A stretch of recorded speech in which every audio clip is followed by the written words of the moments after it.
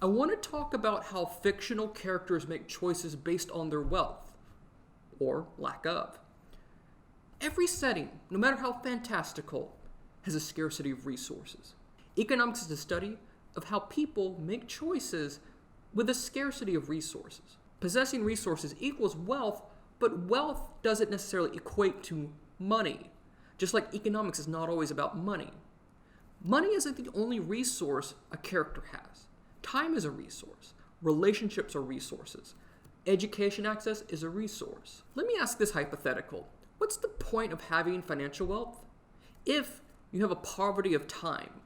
What's the point of a character having $1 billion if they will die the next day? In a story, a character works towards their goal. They make choices on overcoming obstacles and reaching their goals. We call these choices tactics. Tactics are rooted in multiple factors, such as a character's worldview, ethnic and cultural background, psychological profile, but also their scarcity of resources. Every potential tactic will work or fail because of what resource a character has or can have. If someone uneducated in particle physics has to solve a particle physics problem, they lack a resource, education, for efficiently overcoming an obstacle. Likewise, if someone living paycheck to paycheck wishes to apply for a life-changing thing that requires a hefty fee they don't have, they have to make a decision rooted in their financial resources. Many of us have a specific worldview of viewing how people make economic decisions, how characters develop tactics rooted in scarcity. There's no one way to write how characters use their resources. No one fits a mold and no one is a rational actor. All the other things that influence a person outside of economics will influence how they use their resources. That said, I find a broad-based theory on how people think about money and wealth by social worker and lawyer Ryan Dowd useful. To summarize Dowd, someone rich and wealthy will think in the past tense. They want to preserve their wealth and their fortune. Someone with low income or few resources will live in the present tense. The resources and the decisions that matter are those in front of them, what they have right now.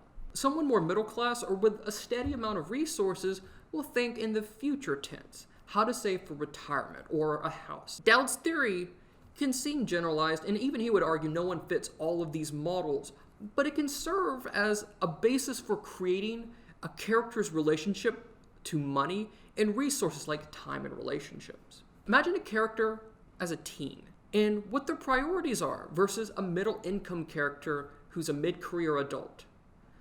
A teen, someone with a poverty of experience, has to go to a BTS concert because they can't imagine that more things will happen in the future. Think about when we were teens. What we had right in front of us was all that mattered. Based on Dowd's theory, if someone who doesn't have a lot of experience has a choice between paying for a BTS concert or investing in a high-yield savings account, what do you think they're going to choose? This contrasts with an adult with middle-income wages who, between paying for a concert or putting a down payment on a mortgage, will likely choose the mortgage. Someone older, based on Dowd's theory, will prioritize preservation. We can imagine that as someone who's older, who's wanting to keep everyone away from their wealth. It also could be someone who has a wealth of experience and wants to share that experience. They want to share something that they are afraid are going to be forgotten to someone younger. Let me share a couple of exercises for writing characters with wealth. Write a scenario in which a 13-year-old gets a really massive inheritance, millions of dollars. What would they spend their money on? Well, will they invest? Who's advising them? Exercise 2. Write a scenario in which someone is trying to find a couch to sleep on, but only has one estranged relationship, a sibling, child, even an ex-spouse. How does that person's estranged relationship affect their decision for where to sleep? Imagine the only person you can rely on for a couch is someone you don't necessarily talk to anymore. Always consider what level a character is with money and resources and how that level affects the tactics for seeking a goal. But don't forget that not every decision is rational or how you would decide.